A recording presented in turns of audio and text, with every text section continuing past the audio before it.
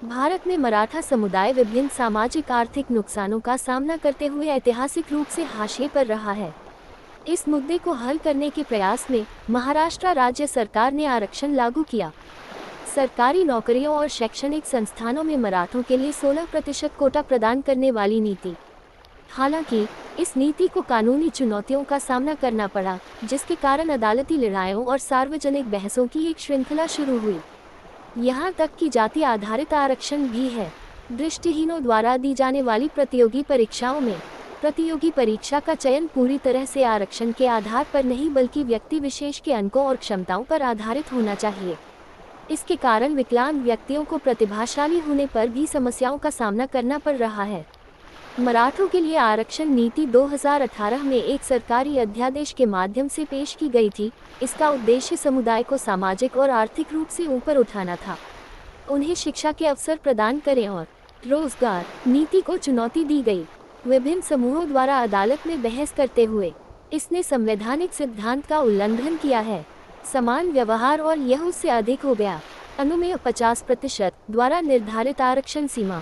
Supreme court Maratha आरक्षण पर कानूनी लड़ाई बॉम्बे हाई कोर्ट तक पहुंच गई, जिसने आरक्षण को बरकरार रखा, लेकिन शैक्षणिक संस्थानों में इसे 16% से घटाकर 12% और सरकारी नौकरियों में 13% कर दिया।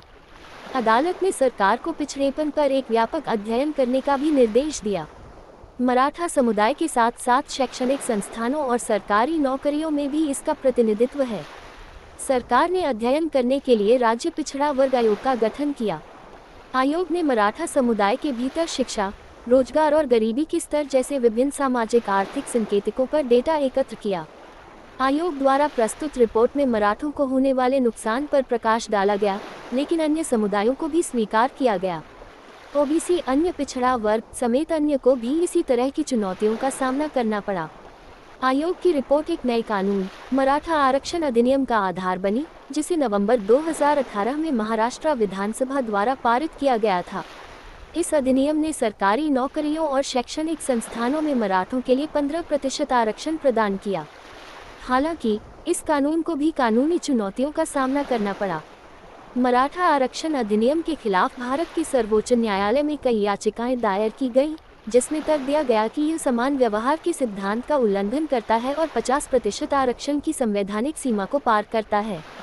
सुप्रीम कोर्ट ने मामले की सुनवाई की और इसे जांच के लिए एक बड़ी संवैधानिक पीठ के पास भेज दिया।